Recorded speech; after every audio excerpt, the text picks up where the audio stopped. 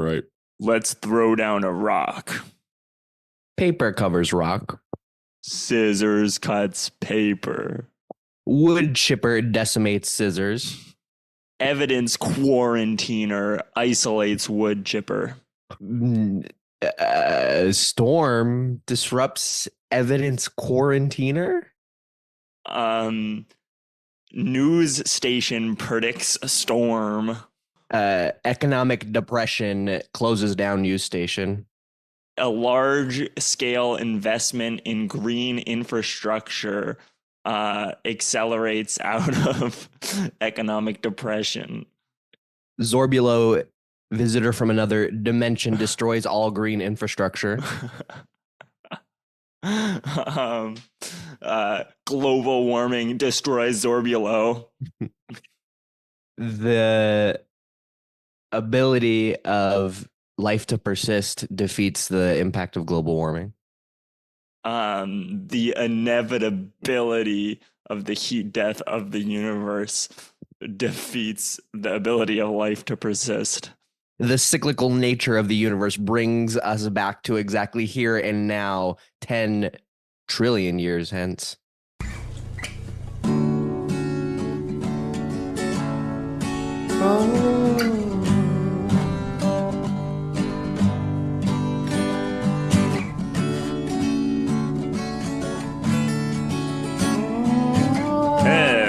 Hello, and welcome to another episode of Muprov Musings.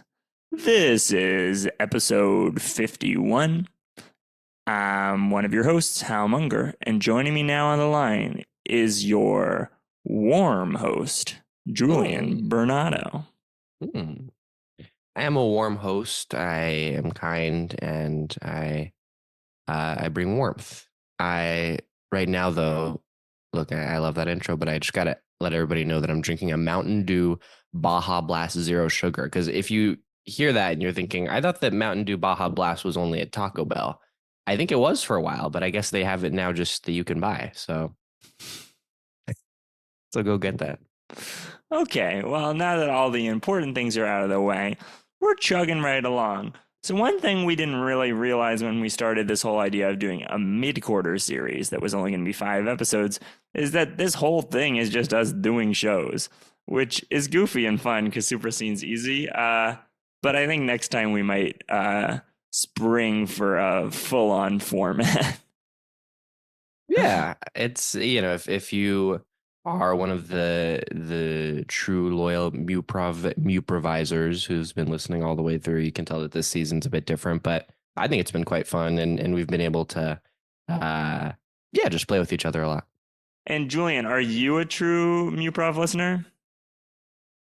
No, I'm not. So I just want to say that I really found the right fossil to name our last episode. Oh. Which is the gigamonite. Whoa. What? The idea is that if you think about a spiral, and then chart a course on that spiral towards the center, one of those courses is going to hit all 5 lines of the spiral. And then if you go over a little bit, you're going to spiral in 4. It doesn't quite work. This is a real thing? No. Okay. No, but it's just the general vibe. I like the idea of like you're seeing, like, you line up with yourself part of the spiral 5 times. So it doesn't quite get the elimination aspect, but I like the concept. No, I like it. It's a fossil. All right, but we're going to jump into it. This is our run episode. Hopefully it doesn't run too long because I have practice at 4. But we're going to be doing a full-length run of a SuperScene with Julian and I playing all the characters.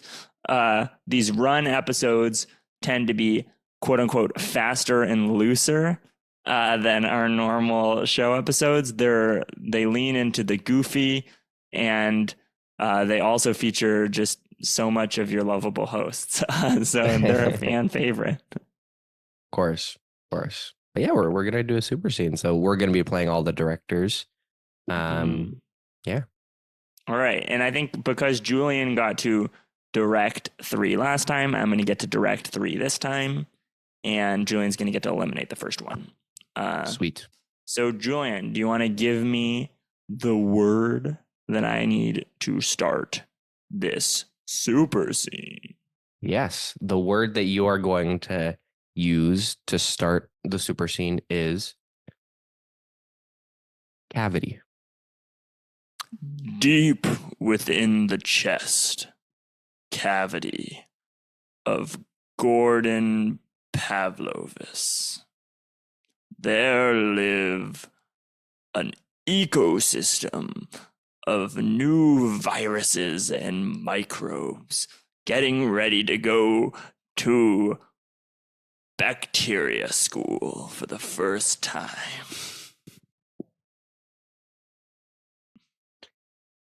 H4. Yeah, rhinovirus. So I was out at the edge of the bloodstream earlier and, well, I saw some really cool stuff. You went all the way to the edge of the bloodstream? Yeah, look, I know we're not really supposed to do that, but I went over there and I saw the flu. Rhinovirus? You are just an ordinary common cold. You can't be flying around with more important respiratory illnesses. They're in a higher grade than us. Look, H4, I know that we're supposed to stick here at the back of the bloodstream, but don't you think that maybe if we went over there where the higher level viruses are and maybe help them out and join them, that we could finally take down these white blood cells? Listen, if you get yourself gobbled up and consumed by a white blood cell before you're even into the second level of school, you're not going to be any use to anybody. I tell you to keep your head on and try to get good grades and see if you can mutate into a more effective replicator. H4, are you really just going to sit here and wait until some mutation happens to you? Come on. Gosh, it'd be lovely. Sometimes I try to get super close to another disease and just see if anything happens, but I don't think I'll ever find a disease to mutate with. I don't think you will either if you just stay exactly where you are doing this. Look, H4, I don't want to be too mean, but your lineage has not done a lot. Okay? And I know that, the rhinoviruses that came before me have done quite well for themselves and infected many, many different people and seen a lot of replication, but I haven't ever had an ancestor do anything that big, that important. I don't want to be You're the common cold, the most normal, average virus there is. I'm telling you, you're very important. You're just not unique. I'm going to go be the blood vessels, H4. Wait, Rhino, the bus is going to be here to pick us up any minute. Yeah, whatever. You're not on it. You're going to flunk virus school. Tell Madam Imperioli that I am dropping out of virus school. Scene. Can I get a suggestion for the next scene? Random word generator. Your word is suffering. Suffering.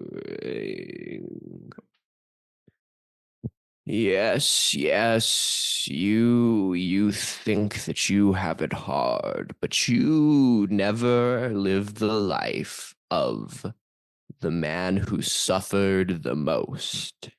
Yes, I will tell you the tale of this man, the man who suffered the most. And you might not think that he is suffering the most, but soon you will realize that he is. For you see, we zoom in on a penthouse in Chicago. Man sits at the balcony, smoking a cigarette, earpiece in. This is the most suffering man in the world. Uh, hey, yeah, I'm just calling because that hot tub that I ordered has like a little leak in it, and I was wondering if you could send over a repair person.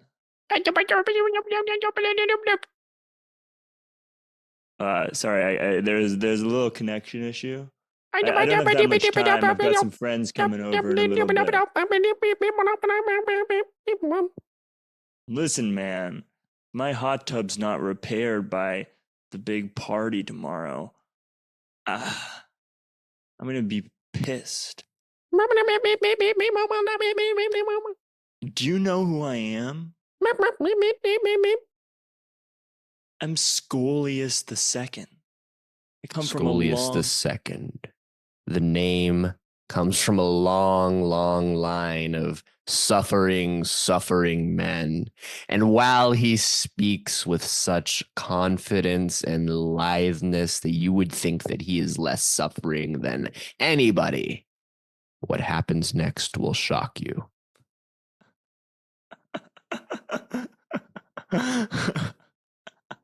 Okay. May I please get a suggestion for the next scene in our super scene? Yes. Your suggestion is lint. High on the top of Candy Mountain, where the reservoir that supplies all the chocolate to the Candy Kingdom begins its steamy, bubbling course through popcorn fields and cotton candy clouds. There lives one little chocolatier who's just been born out of a tiny little truffle. Mm.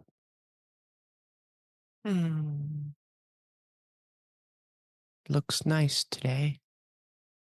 Perhaps I'll scrounge together some bringleberries and bunch bums. Good morning, little chocolatier. Would Oh, you like a bringleberry from my long bringly beard?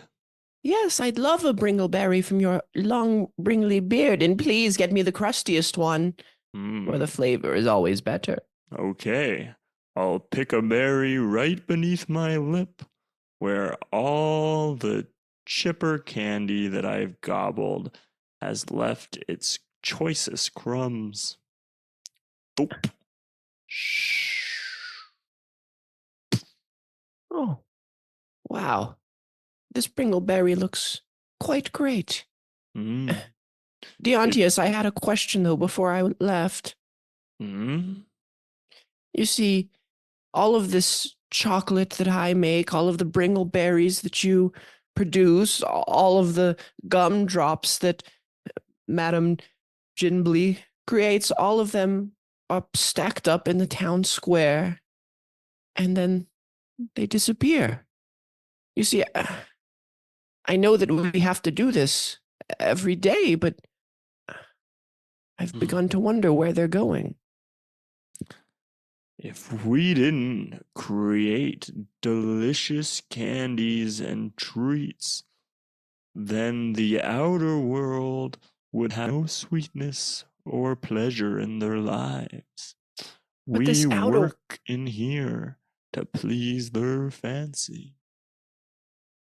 So, I've heard all of this about the outer world and the fact that we're just doing this to please their fancy. Do they even care about what we have to do that? Do they do anything that pleases us, Deontius?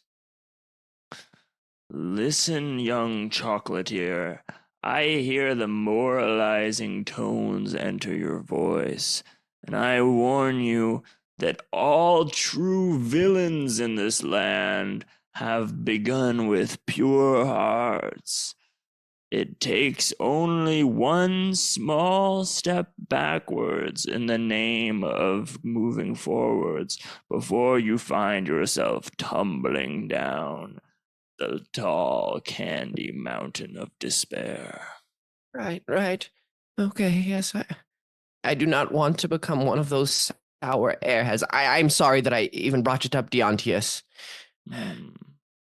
Why don't you, if you're so impatient here, go off and fetch me a nice stick of cinnamon that I might swirl it with my berries and create a fruity tooty pebble. Yes, yes, I'll go and fetch a cinnamon for you, Deontius. Thank you. I will do that.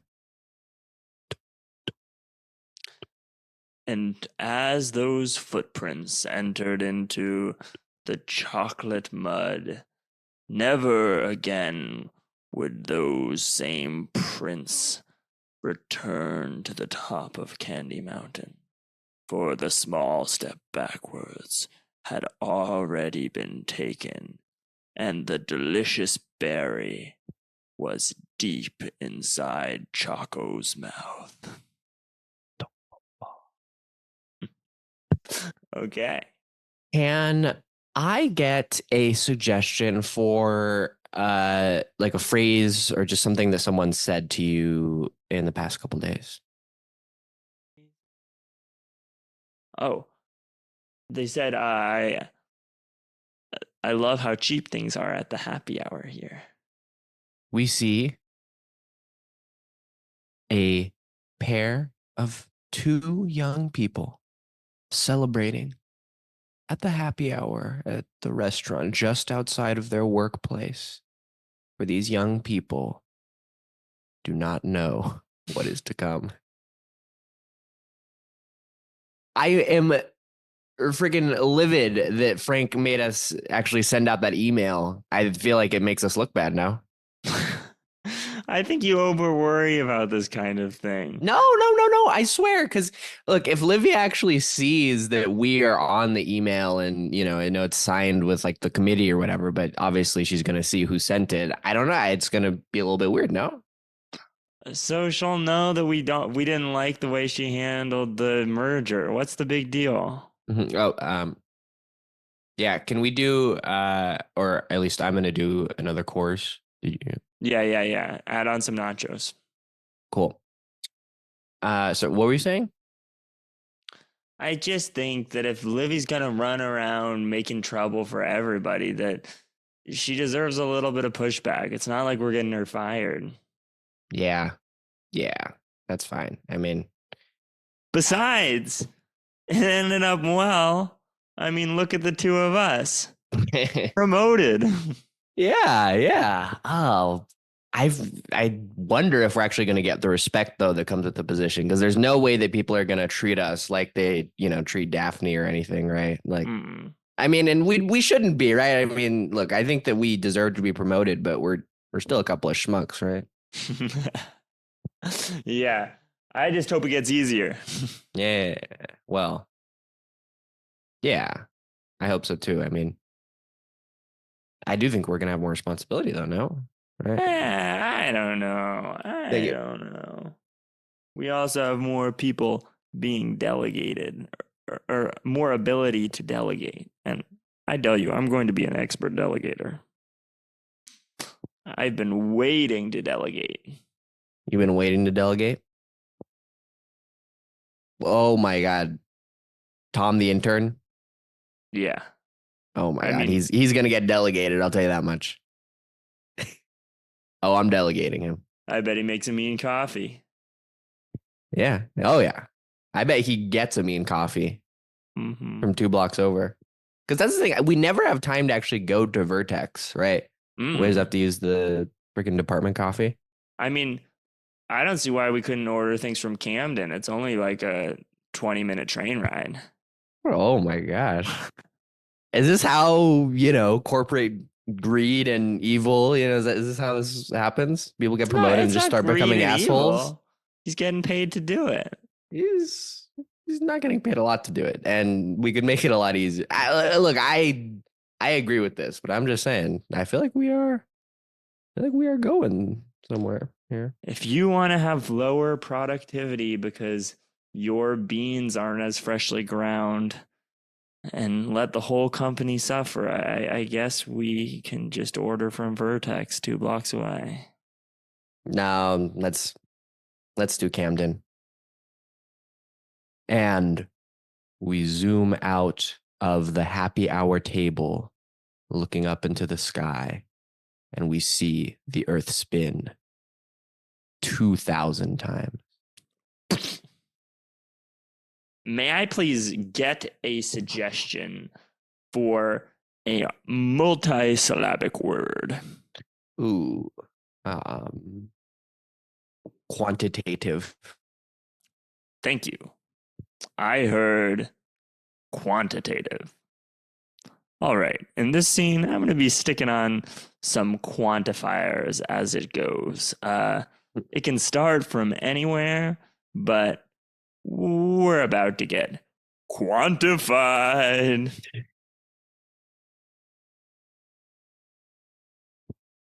Uh, yes, yes, this looks quite up to my standards. Now, if you're going, Paul's standards are that every suit that is finally cut be within the above the 30th percentile of all suits produced. This leads to 1/3 of the suits produced at the suit emporium being rejected and turned to scrap fabric. if the ambassador is to actually look good for this next appearance, then I think that we should be doing a good job. The ambassador who's visiting Milan from Luxembourg is in the 72nd percentile of attractiveness for ambassadors. Conveniently, this is in the 98th percentile of overall attractiveness in the human population, making him a very attractive person and a somewhat attractive ambassador. Although I trust that you have also included what we need to include in this suit for the scam to actually work. Mm. Oh, you mean a tiny little misthreading in the seam that might lead to the whole pants being ripped off? Whole pants being ripped off, free seat in the Luxembourg Ambassadorium. Yes, yes, yes. Exactly. A disintegration of trade relations between Italy and Luxembourg would cost an estimated 8.6 billion euros over a 10-year period. So we get this off. We are probably going to be the most bustin' beautiful little suit emporium that there ever was. Mm-mm. Once no more Luxembourgian suits are coming into our lovely Milan, we'll have cornered the whole market. Oh, yeah. Gosh, it feels great to do good. You could say that again. Good crime. That joke fell in the 14th percentile of total jokes. However, for Scribo, it was in the 17th percentile of total jokes. All right. So is it my Mr. getting it? I think the getting has been got. Oh, it's all been got. Oh yeah, I did too. This is what we're living with, Julian. Yeah. But you get to choose which of these scenes get eliminated. All right, let's remind ourselves of the scenes. We've got Cavity, a story of a rhino, not so ordinary common cold, who's about to go on an extraordinary, dangerous journey. Will Rhino mutate, find love, and eventually destroy the human host? Let's see. Yes, you saw just one moment in the life of the most suffering man there is in the world. How is this suffering? What he's doing? Just sitting on his porch being mean to people? Oh, well, you will just have to see. um, the high, cloudy, sweet peaks of Candy Mountain will never again be seen by that one wild chocolatier. But his name will be remembered through all of history as the most evil man who committed the most heinous acts that ever have been made in chocolate. Wow, those two young new managers look like they're doing fine. Look like they have a nice, bright life ahead of them. But 10 years from now, aka 2000 spins of the earth, geez. Let's just say they're doing their jobs. Let's see what that looks like, maybe. Yeah, I'm sure they're going to be great at running their country's company. Will they be as good as our feisty little Italians who managed to quantitatively discover the most lucrative plans for their suit industry? Wow. What a beautiful array of stories that we have to choose from with all of these stories in mind. Look, I'm sorry, but I'm going to have to say goodbye to, and who knows if you think this is what I'm going to do, the virus story. What? What? What the fuck? Julian, no. That was going to be our best story. We set it up so well right in the classic hero journey canon. It was going to be Osmosis Jones, but with way better and with oh, God damn it. All right, Julian. You want to play crazy. You want to play fast and loose. You're not going to regret not having the pillar of our normal narrative structure to go off of when all these dumb joke scenes end in defeat. And I'm ready to live with that. Okay. Oh, crap. Okay. I wanted to know what was going to happen. You'll never know. So we zoom in on a beach in Paris. We see the most suffering man in the world in a pair of trunks, sunglasses, and sitting under an umbrella. A kid kicks a beach ball over and it accidentally lands on the most suffering man in the world. Hey, kid. Oh, sorry. Is this your beach ball? Yeah, it's my beach ball guy. Can I? I'm sorry. Can I have it back? Do you want it back? Yeah, Can I have it back, please? Okay, I'll give you back your beach ball. Thank you. Well, wait. What do you? Uh, uh, why would you pop it?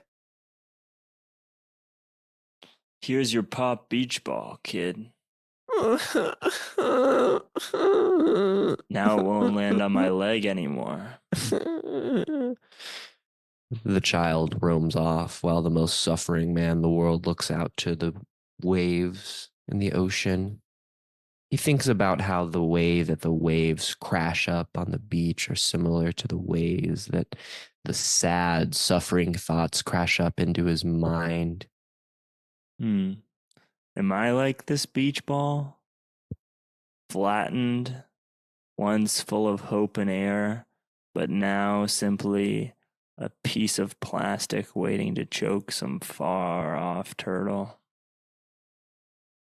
The most suffering man looks out and actually sees a hermit crab, small, tiny hermit crab, crawling up.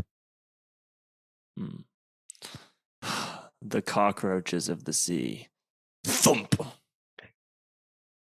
Smashed under his hand. It stings, but he doesn't care. He just wanted to see the life drain out of that tiny little hermit crab.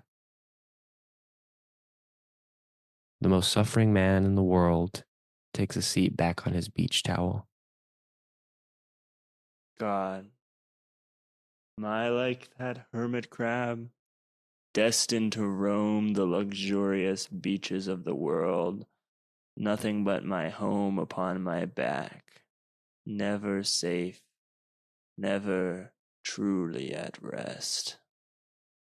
And the most suffering man in the world looks out to see something running towards him, a great friend, the best friend that he has in the world. No, it will not get here in time for us to see it, but what is approaching is the most suffering dog in the world. And scene. Okay. Um,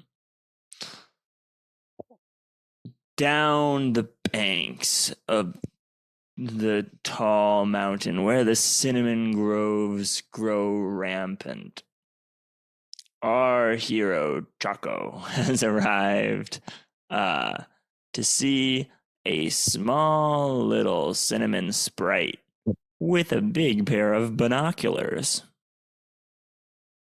Hmm. Uh, excuse me. I I'm just looking to get a stick of cinnamon. Um, Stick of cinnamon? Why, if all you need is a stick of cinnamon, we've got plenty of that over here. okay, yeah, I'll get one. What are you looking at? Hmm. Well, if you climb all the way up the tallest cinnamon tree and take a peek out these nifty binoculars, you can see halfway to the outside. The outside. Yeah. I'm just gonna start grabbing the cinnamon stick, but what do you see out there? Hmm. Gosh, I don't know if I should tell you, mister. When I first saw it, I cried tears and tears for days. What? Like you saw the outsiders, Hmm. More than that, I saw all the noble candies we've sent their way. and they were sweetening up the lives of the outsiders. No, Hmm. Yeah, you could say that. At the expense of their own lives. cinnamon spray. What exactly do you mean by this? It's our duty to put that candy out there every day. Well, Why do you? it's hard to tell from here, but from my vantage point, it certainly looks like all the delicious candy we're sending out into the world is being gobbled up as though it were a berry. Hmm. Then why do you do what you do, Cinnamon Sprite? Still tending to the cinnamon forest. Hmm. It would be such a shame to not have these beautiful cinnamon trees. Besides, I've never tasted cinnamon. You've never tasted it. No, of course not. All the cinnamon gets spirited away to make the lives of the people more and more cinnamonlicious.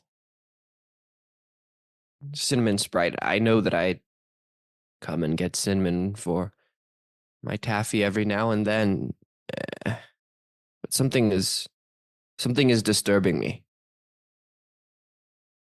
Something's disturbing you. What could it be? Well, I just woke up this day and I realized things felt a bit different. I talked to Deontius about these outsiders. Now I talk to you, and my head is clouded. I'm sorry. I'm going to take the cinnamon stick, but I just can't help but shake the feeling that there's something deeply disturbed about the way that we live our lives down here. And if you're telling me that you've seen all of our candy get gobbled up, just destroyed, I'm afraid. Be careful, Chaco. It's not a good way for us candy makers to think about things. What do you mean? One step in the wrong direction, and the next thing you know, there's no going back. What? Why is everybody trying to fit me into not taking any steps back? Give me those binoculars. Ah! Ouch! 10 years later, and happy hour is still going, but hey, inflation, these cores are no longer $4, they're $9. And yet, these two now senior VPs at the company return to their weekly happy hour lunch.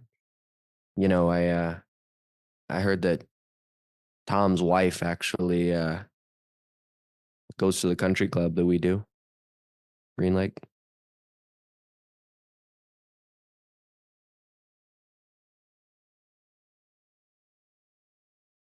Grinds my gears. Yeah, I mean, look, sometimes I see her out there. I don't know, she's just having some sort of lunch or whatever on the weekends, and it just makes me think, Jesus, I really hate Tom. I see her eating even just fries, and I just get pissed off. Start yelling at my caddy. You've tried talking to her? Once went up to her. I was like, hey, I work at I'm your husband's boss. That's how I introduced myself. And I don't know, she just didn't really have a lot to say. She just was like, "Oh, okay, that's cool.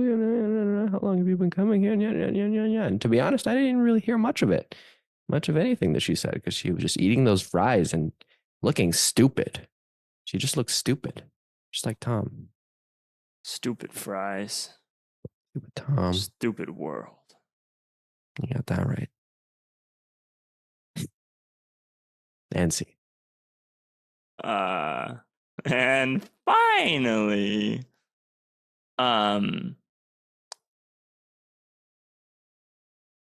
it's late. The shop is about to close. It's evening before Milan's biggest ambassador gala.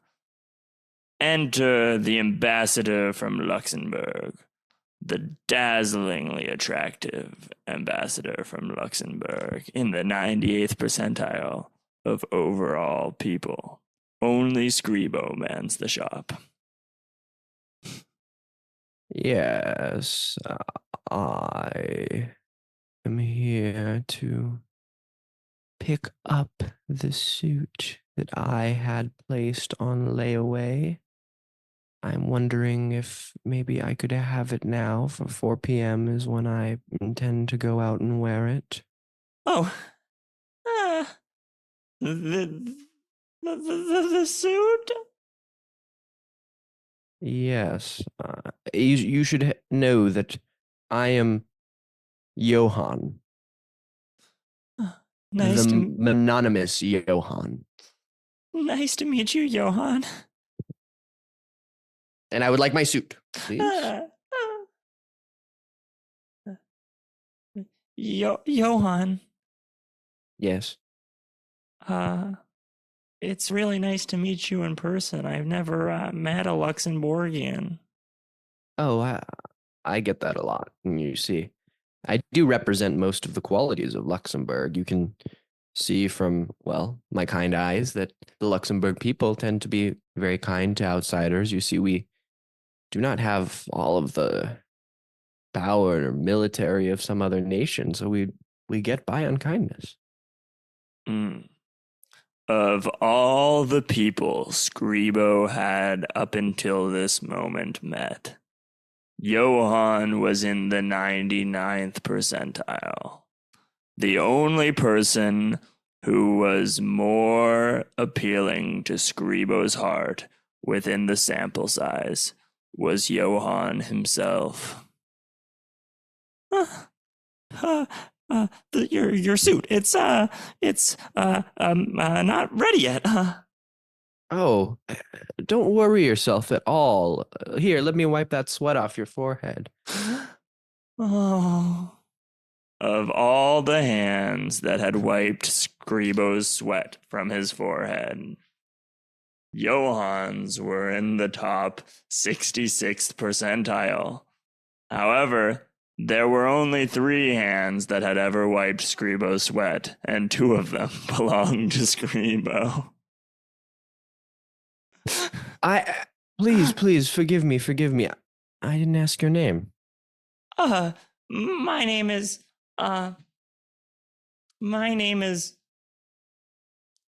Augustine. Augustine was in the 84th percentile of names that Johann had ever heard, while Johann had much preference for more traditional Luxembourgian names. Johann, in his youth, had purchased a romantic magazine with the main character's name being Augustine. Enchanté. Augustine, I must admit that if my suit is going to take some time, then, well, I really haven't seen much of Milan yet. Maybe if you could help show me around? Scribo's knees trembled with a vibration of 440 hertz. But he found within his core the power to say, "See? Yes. Then, let us go. And scene. All right. I think I have the chopper's cleaver in my hand. You've got the chopper's cleaver. I think we only need one unrelatable rich bastard scene. And I think that the chopper's cleaver will sever the cycles of the earth so that we never again see what happens at that fateful happy hour. No. If we had gone to see more of that, it would have been so good because we would have seen that in 10 more years, they were not even working at the company.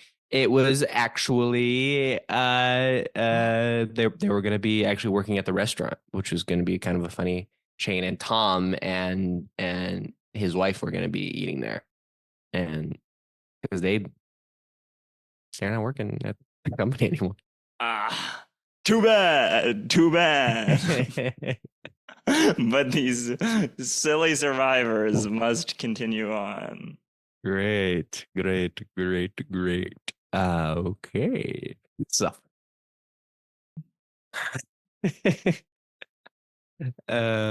we see driving in his Mercedes Benz the most suffering man in the world, who is driving back home after a day at the beach.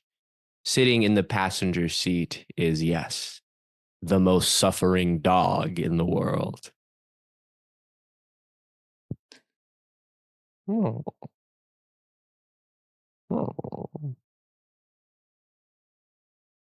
Dog, your growling bothers me again. Stick your head out the window if you need to entertain yourself. The window lowers and dog sticks out his tongue.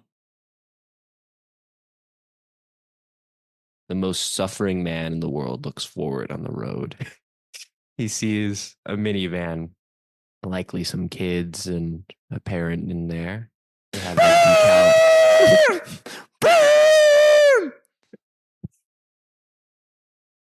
The incessant honking gets them to pull over. And most suffering man in the world speeds past them. As they pass by, the most suffering dog in the world barks at them.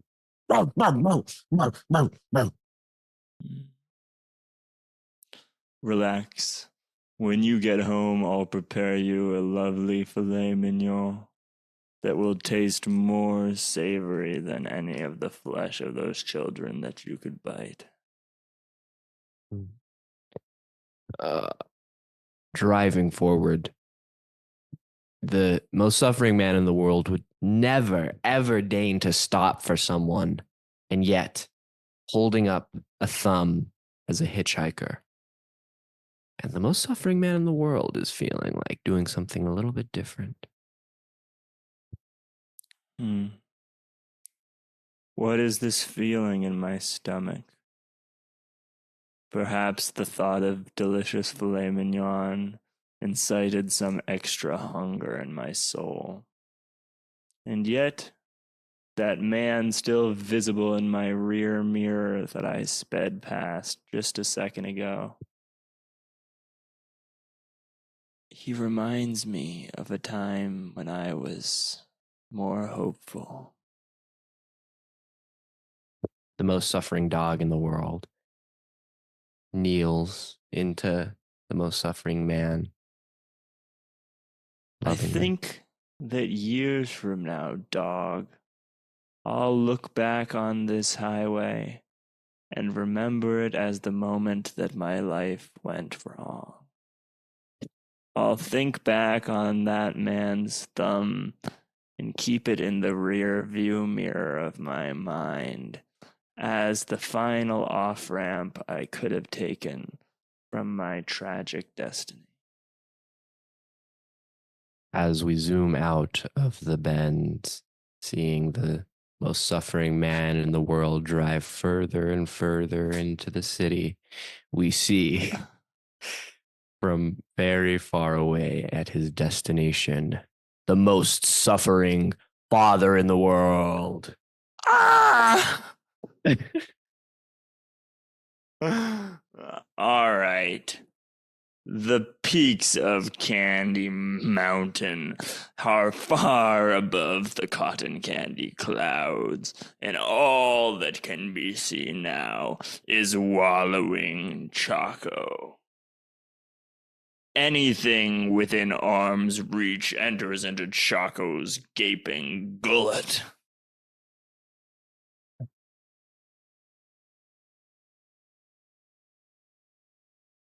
Just understand why they do it. What's the purpose of actually consuming these things? Maybe I'll understand it a bit more, and maybe I'll have some purpose. I can go back to doing the chocolate. And Devontius, he is not going to be happy with what I've been doing, but can't think about that anymore. I'm not bound by those rules anymore. He's not telling me what to do. Nobody's telling me what to do. But it tastes so sweet. Oh.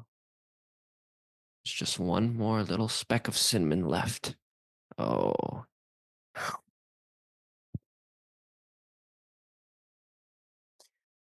I wonder if the great sour gummy bear who betrayed us all felt this way when he did leave and take all of the day's sugar with him.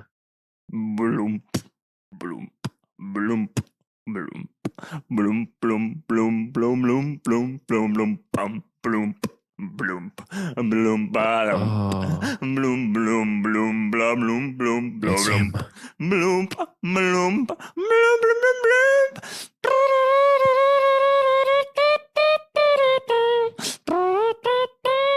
Presenting the great gummy bear king.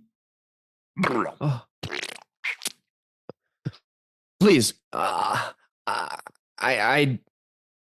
have a skewer behind me. You cannot hurt me. Please. I've been. This was on duty. I was intended Nonsense. A skewer will not hurt me. I'm made of gelatinous material that could reseal around itself so easily. Then tell me, Are you here to kill me and punish me for what I've been doing? Kill you? The only people who would kill you are the humans who are really outside. Then you're here not not to hurt me in any way, and that makes me want to ask you a question. Ask away. Over the past day, things have come to light for me that I did not know before. I did not have such an idea of exactly where our candy went, but I've been speaking with Devontius and a cinnamon sprite, and well, I saw what they do. I saw the way that they consume our beautiful treasures. The hard work that we do gets turned into nothing but mush and fat inside their bodies. It's tragic. In my body, you can see it in real time. Watch. The Gummy Bear King bends over, flips onto his head, and gobbles down a little Tootsie Flower. It rises slowly through his gelatinous belly, rippling all the while, and disintegrating into yellow goodness.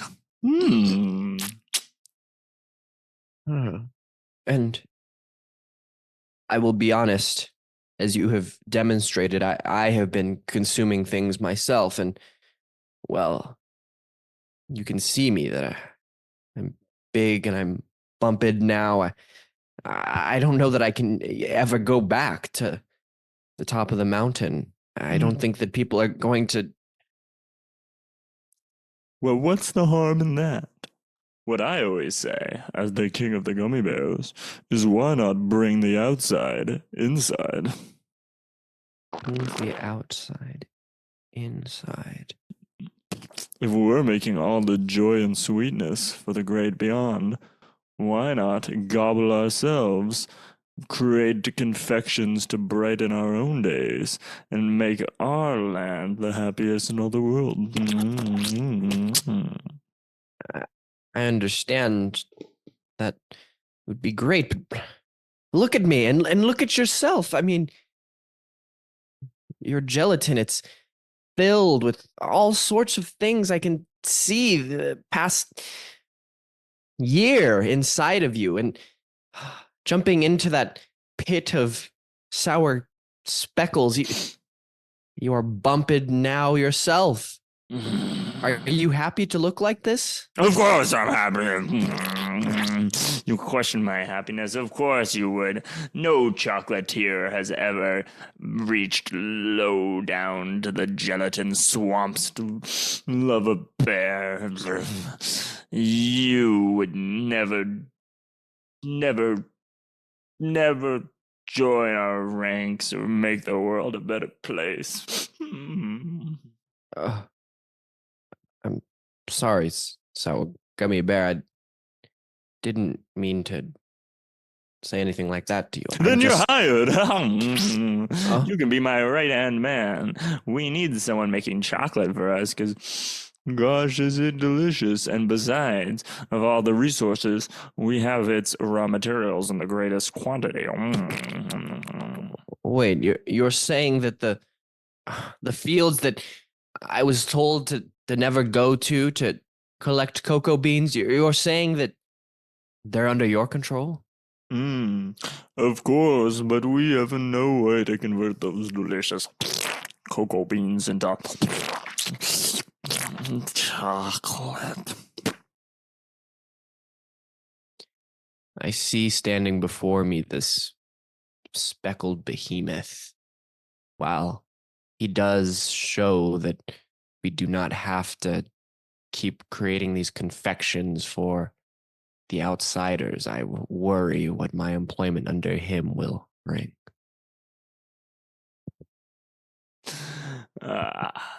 Relax. Once your belly's made of jelly, you won't worry one bit. End of scene. If I'm calculating correctly, there's only one scene left, and that scene is in a beautiful public monument at the crest of the hill on which Milan sits. So you're saying that this fellow freed your city from captors many, many years ago? Yeah, it's actually told to me by my mother that we're long, long lost descendants of the great Antonio Caparelli, but it's probably not true. Antonio Caparelli.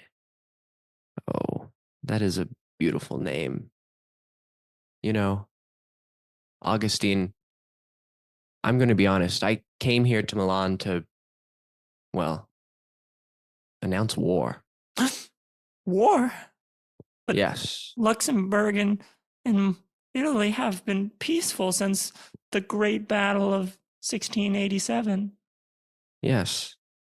I know that. And The Great Battle of 1687 was in the 50th percentile of deadly wars.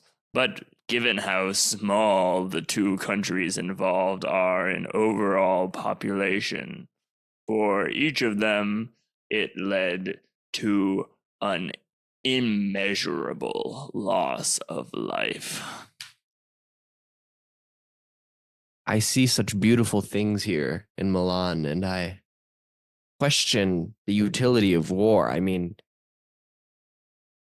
will anybody truly be helped by more destruction? Well, you're an ambassador, right? You could negotiate, prevent war. Yes. Yes. You know, I was given instructions to only put ourselves in the best position once the inevitable war does break, but maybe I will try to negotiate. And in fact, I think that I should be getting to that soon.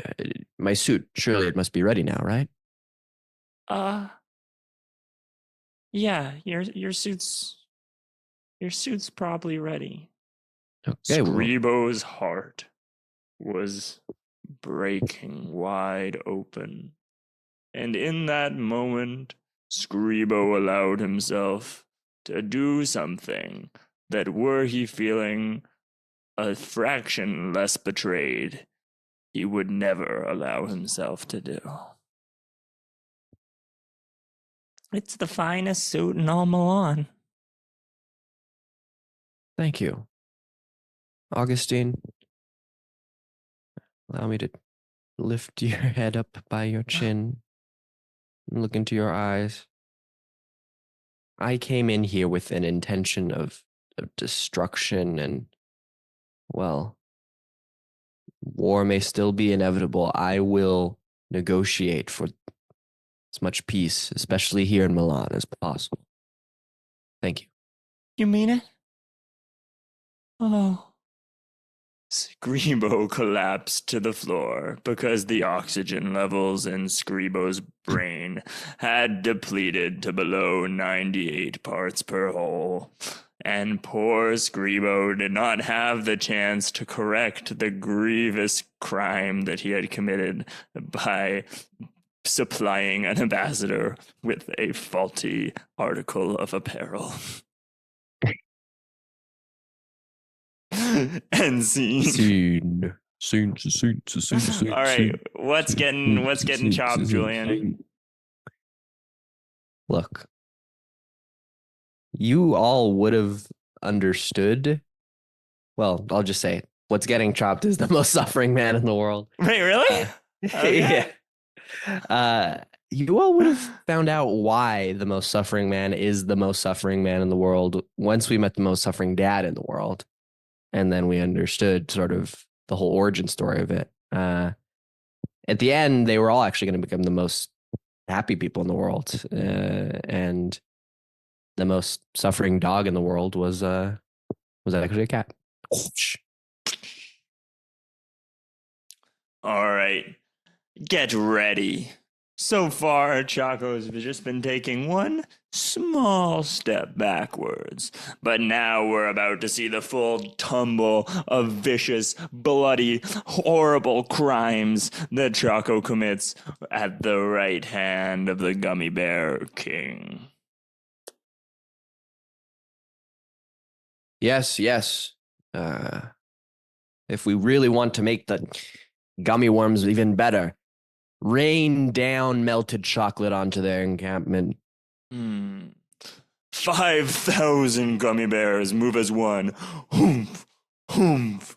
They tilt an enormous barrel of boiling chocolate into a long trough. It flows down the trough and enters into 400 little trebuchets, all of which are held tight by sour straws, which are sliced by the gummy bear army and fire molten chocolate into the air.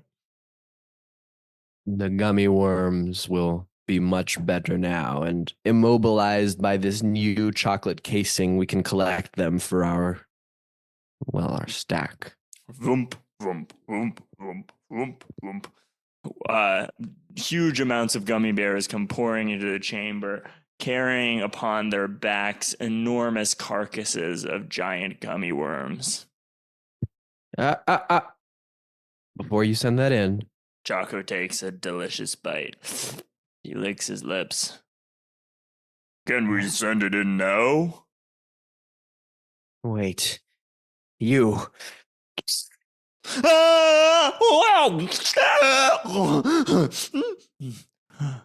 All the gummy bears stare at their fallen comrade. That's good. Sir, Yes. that wasn't a gummy worm. That was a gummy bear. Send it in, send it in, send it in. I'm done. Go. Go ahead, go ahead.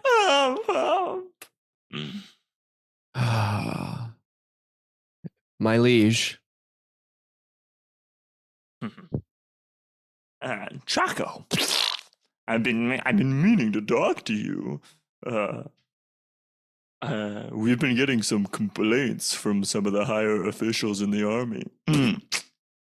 Of? Well, General Bouncy Cheek says that you devoured the head of his beloved brother. My liege, let me be honest with you. I accept your mission, and I am doing the best that I can to ensure that our stack grows larger and larger. And I do not know exactly what you intend to be doing with this little meeting that you've called. I've been consuming soldiers for quite some time, and if I'm being honest, I am the only one who can operate our machinery. You see, the chocolate wiring in here is my specialty. So if you wish for me to change my behavior, then I may wish for you to find a new chocolatier. Listen, Choco. We've already done just that. I came here today to tell you that your service to our kingdom is no longer needed. No. You're not picking up some freshly hatched little truffle out of the chocolatier mountains. No. They couldn't even begin to do what I do. I'm sorry, but we'd rather have someone who doesn't do the kinds of crimes that you do. I thought that it might come to this. Guards! Bum, bum, bum, bum, bum, bum, bum, bum. Enter in an enormous army of gummy bears. They hop onto each other's backs and make tilting, swaying towers. Each of the trebuchets turn their wheels around until the molten liquid is aimed directly at Choco. You think that you can fell me with my own liquid? You fools. I have kept in the Royal Reserve not the typical melting chocolate that we might use. Choco throws a spatter of cocoa powder onto the liquid chocolate, and it immediately hardens. The hardened nature changes its trajectory, flies up into the top of the castle, leading the room to start to shake. Massive chunks of rock candy fall out of the top of the ceiling. The tableau of the Gummy Bear King touching God's finger cracks open, and through the hole, an echoing, terrible cry. All eyes look to the ceiling. I've been working on something.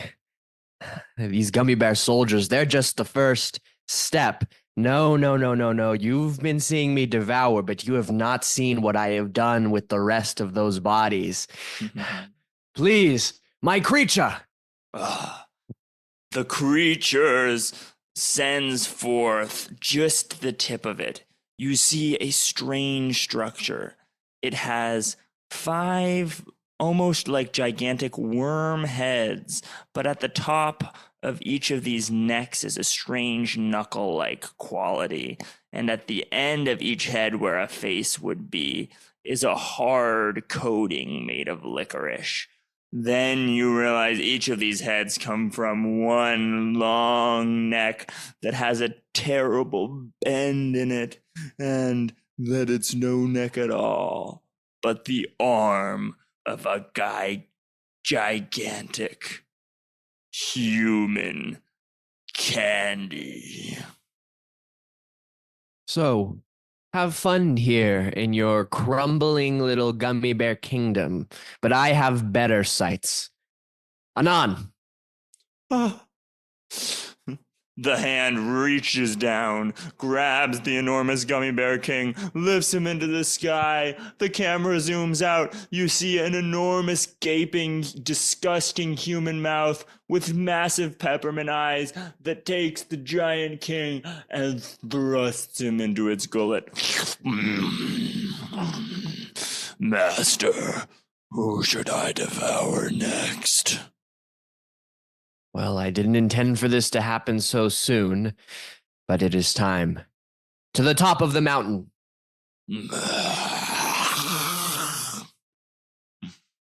And scene. Sweet. Sweet.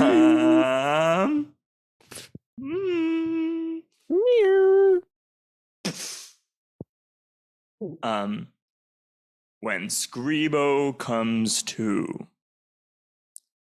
the clock on the cathedral outside is already tolling the 6 p.m. hour. The festivities have already begun, and they're probably already chomping on their little snacks. Scribo runs outside, hops into his motorbike, and speeds off towards the Luxembourgian embassy.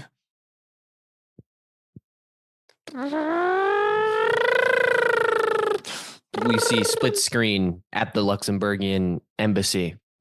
Yes, yes. I understand the tensions between us have begun to rise, but you see... Begun to rise? How dare you insult us in the way that you have? Look, there is no insult meant here. We need to settle these differences, and we know that war may be one way to do this, but there are other ways. War is the only way. I prepared a graph here about the tensions between our people and our economy, and allow me to just stand to present this graph, all right? Back on the road. A drawbridge is slowly lifting to allow a boat to cross underneath. There's no time to hesitate. The drawbridge is the only path to the embassy, which is feet away. Scribo turns his handles and goes at the highest speed he can, right up the drawbridge. Cut back to the embassy. And you can see that if we only just establish some different tariffs between the two of our nations, then the tensions will begin to dissipate. The excitement of his voice slowly breaks a hole in the seam of his pants that start to unravel, first along the back where it cannot be seen by anyone, but slowly breaking towards the structural point around the waist. Don't you understand that we have to do this? Don't you want your people to be saved? Scribo's bike enters into the air, but he miscalculated the trajectory as the rising of the bridge had him going higher than he meant to. He's flying way above the ground, straight towards the large window of the embassy. Meanwhile, the speech continues. I personally will be the biggest advocate that I possibly can be for Italy in Luxembourg. You see, I will kick down the door of the president and I will show him just what good can be done by changing some of our laws. And just as he says, I will show him what good can be done, his pants disappear as though they had never been on. And he's standing buck naked before the crowd. Screamo comes flying in through the window and find out what happens next. All right. SuperScene. Yes. Which one is it? Which one is it? We are going to see what happens to Scribo and the ambassador. Curse you. You would have seen the chocolate horror go on, eat all the candy, and go on to eat all of humanity itself.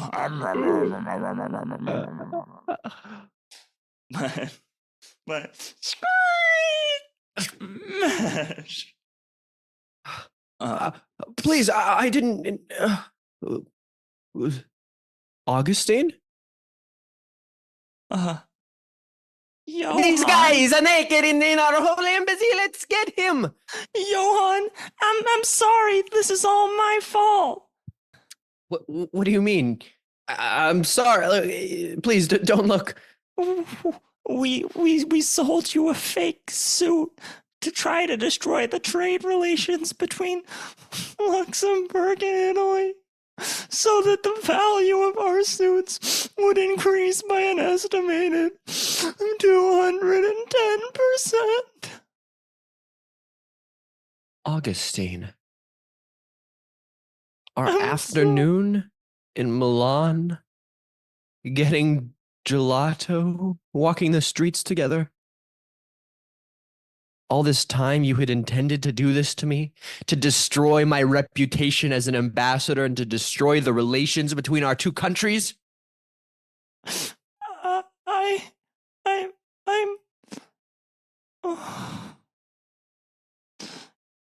My name's not even Augustine.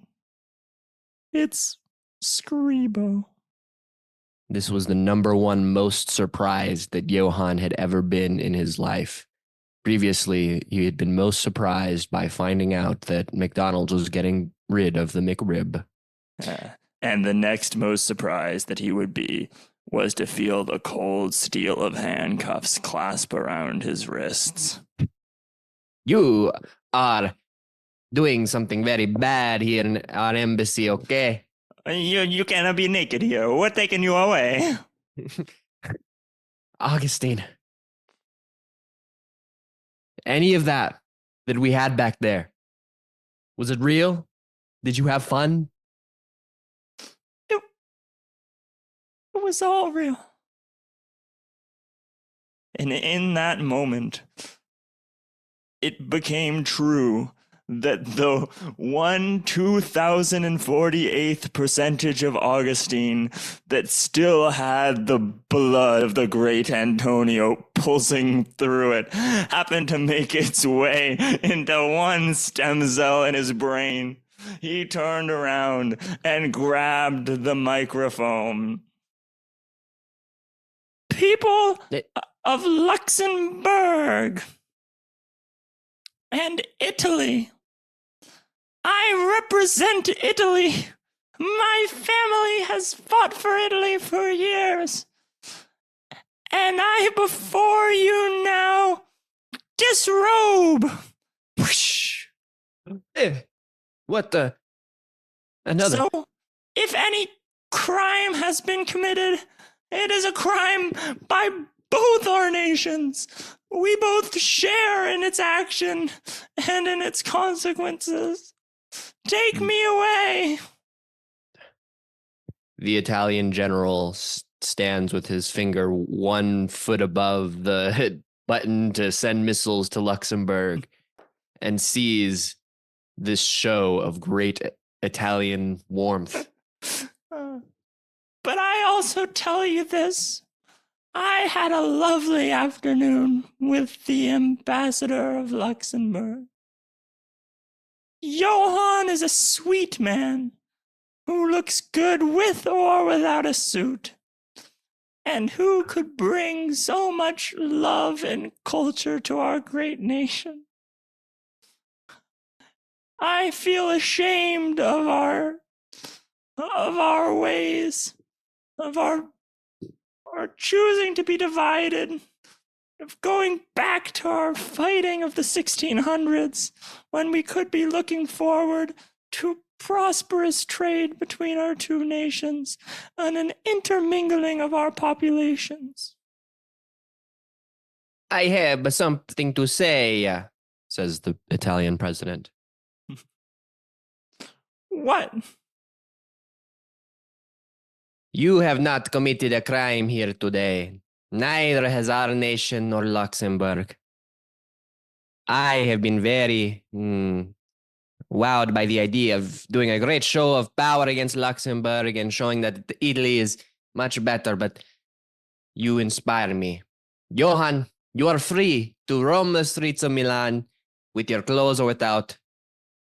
And Augustine or Scribo or whoever you may be, I think there is a better name. Hero.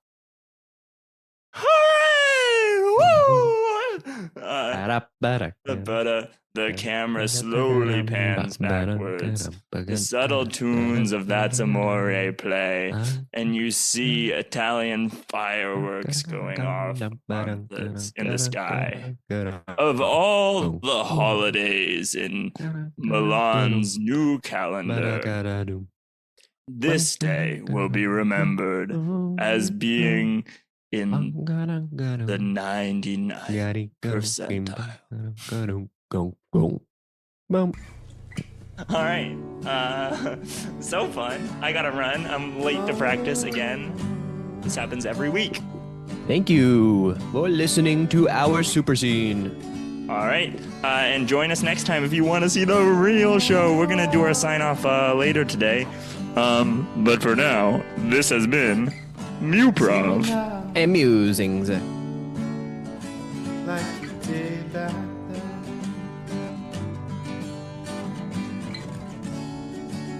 See me now. I should thought you cared. All these times they're changing.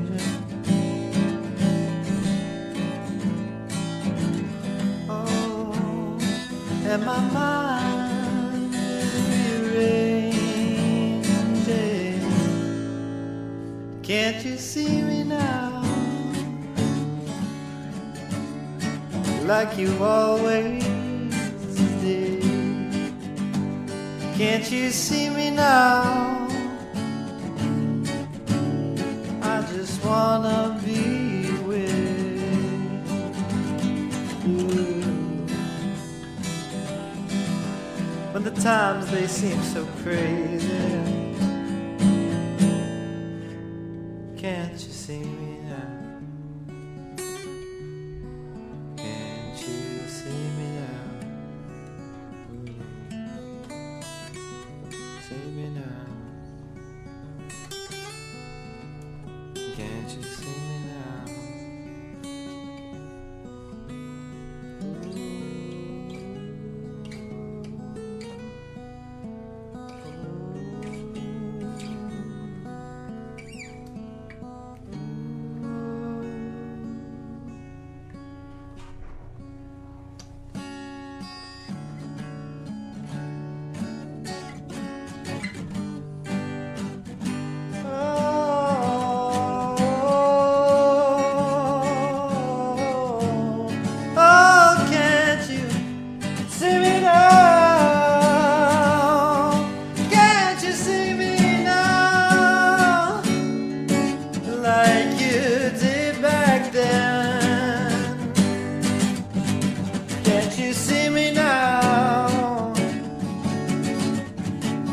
I remember way back when.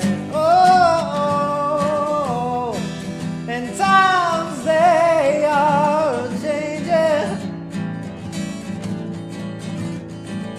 You know, things are rearranging. Can't you see me now? Can't you see me now? Everything is changing. Can't you see me now? Can't you see me now?